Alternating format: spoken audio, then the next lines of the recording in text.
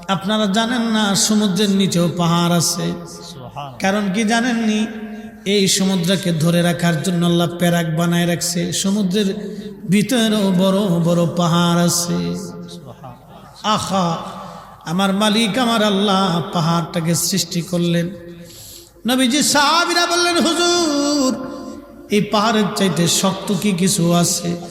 নবীজি বলেন, হ্যাঁ, পাহাড়ের চাইতে শক্তর নাম হলো লোহা। লোহা, এই লোহা হলো পাহাড়ের চাইতে শক্ত। নবীজি সাহাবীরা বলেন, ইয়া রাসূলুল্লাহ, লোহার চাইতে শক্ত কিছু আসেনি? নবীজি বলেন, হ্যাঁ, আগুন লোহার চাইতে আগুন শক্ত।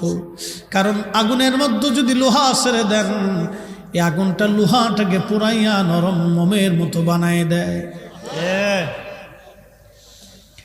এই লোহার চাইতে শক্তের নাম হলো আগুন।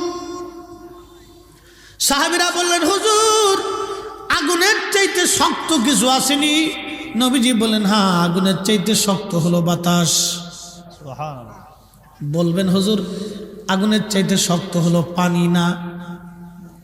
পানির ভিতরেও আগ্নেয়গিরি উদ্গিরিত হয়, পানির ভিতরে আগুন জ্বলে। আপনি জানেন না সমুদ্রের নিচে আগুন জ্বলে, আগুন, কিন্তু পানি আগুন নিভাইতে পারে না। সুবহানাল্লাহ।